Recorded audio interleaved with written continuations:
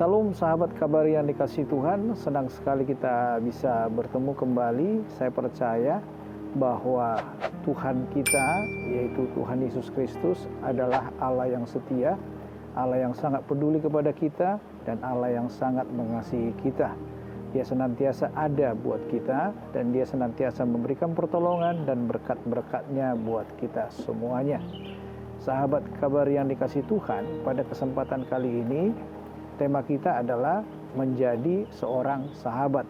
Sahabat kabari, melalui renungan hari ini, saya berharap supaya kita bisa menjadi sahabat bagi orang lain, atau orang lain menjadi sahabat buat kita. Saya akan bacakan ayat terlebih dahulu dari Amsal 17 ayat 17. Seorang sahabat menaruh kasih setiap waktu dan menjadi seorang saudara dalam kesukaran. Sahabat kabar yang dikasihi Tuhan, setiap orang pasti sangat senang bila mempunyai sahabat. Dan saya secara pribadi juga sangat senang sekali bisa memiliki seorang sahabat. Sebab dengan adanya sahabat, ada seseorang yang menjadi teman, yang menjadi tempat bagi kita untuk bisa bertukar pikiran, untuk bisa saling sharing, untuk bisa saling mendoakan, saling menguatkan. Secara khusus di saat-saat seperti sekarang ini, kita perlu memiliki seorang sahabat di dalam diri kita, supaya kita senantiasa bisa kuat dalam menjalani hari-hari ini dan juga dalam menjalani kehidupan kita masing-masing. Sahabat kabar yang dikasihi Tuhan, dari ayat firman Tuhan yang kita baca tadi, ada dua hal yang harus kita miliki supaya kita bisa menjadi seorang sahabat. Yang pertama yang harus kita lakukan untuk menjadi seorang sahabat adalah seorang sahabat menaruh kasih setiap waktu. Kita harus bisa menaruh kasih setiap waktu.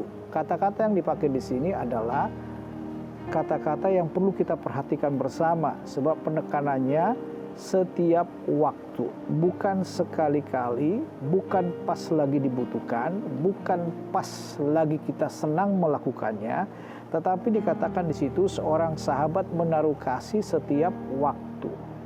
Sebagai seorang sahabat, udah pasti dia akan mengasihi sahabatnya. Dan kasih itu harus diwujud nyatakan setiap waktu, bukan sekali-sekali, atau bukan pada waktu-waktu tertentu, atau bukan pada saat-saat tertentu. Tetapi kasih itu diberikan, diwujud nyatakan setiap waktu. Dan perlu kita memahami di sini, kasih yang dimaksud di sini bukan hanya sekedar pemberian, tetapi juga penyediaan waktu kita atau sikap kita, respon kita terhadap sahabat kita tersebut. Kasih itu bisa kelihatan dari itu semuanya. Ketika sahabat kita punya masalah, saat dia ingin berbicara kepada kita lewat telepon, apakah kita masih bisa meresponinya dengan baik? Atau apakah kita menyediakan waktu kita dengan baik bagi sahabat tersebut? Disinilah bisa teruji yang disebut dengan seorang sahabat menaruh kasih setiap waktu. Seorang sahabat itu pasti akan menyediakan waktunya, akan memiliki respon yang baik terhadap sahabatnya. Dia akan menyediakan waktunya, dia akan memberikan kata-kata yang mendukung, yang mensupport sahabatnya. Itu yang pertama, seorang sahabat menaruh kasih setiap waktu. Yang kedua dikatakan menjadi saudara dalam kesukaran. Di sini ada hal yang lebih khusus dari seorang sahabat. Kekhususannya itu adalah sahabat yang tadi menaruh kasih setiap waktu, sekarang menjadi seorang saudara dalam kesukaran. Di sini kita harus memperhatikan bersama untuk mengetahui dan memahami seorang sahabat itu menjadi saudara dalam kesukaran. Itu bisa kelihatan ketika kita berada dalam kesulitan, atau ketika kita diperhadapkan kepada masalah, ketika kita diperhadapkan kepada hal-hal yang menurut kita tidak mampu lagi untuk menghadapi itu. Disinilah kita akan bisa melihat apakah sahabat yang tadi itu masih tetap respect kepada kita, masih tetap peduli kepada kita. Atau sebaliknya, kalau kita seorang sahabat bagi orang lain, ini juga ujian bagi kita. Ketika sahabat kita itu memiliki masalah, dia berada dalam kesulitan, dia berada dalam kesukaran, dia berada dalam penderitaan, dia berada dalam satu sakit penyakit, dia dijauhi oleh banyak orang. Di sini ujiannya bagi kita. Kalau kita seorang sahabat bagi dia, kalau kita menjadi saudara bagi dia, apakah kita masih peduli kepada dia?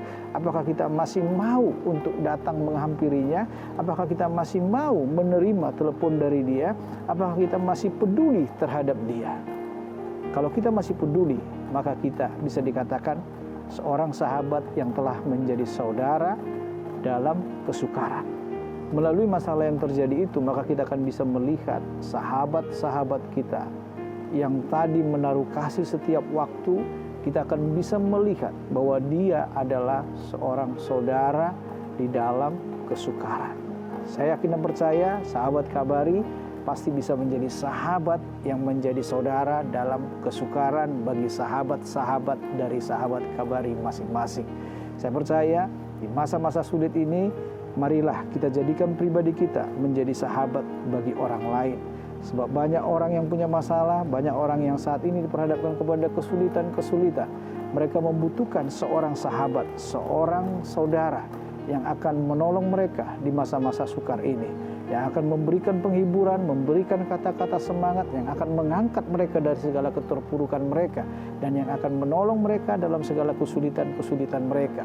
Mereka menantikan orang-orang yang sangat respect, orang-orang yang sangat peduli, orang-orang yang punya kasih, dan orang-orang yang sungguh yang akan Tuhan pakai untuk mengangkat mereka dari segala keterpurukan tersebut, untuk mengangkat mereka untuk bisa bangkit kembali, berdiri tegak dalam menghadapi segala masalah maupun persoalan-persoalan yang terjadi dalam kehidupannya.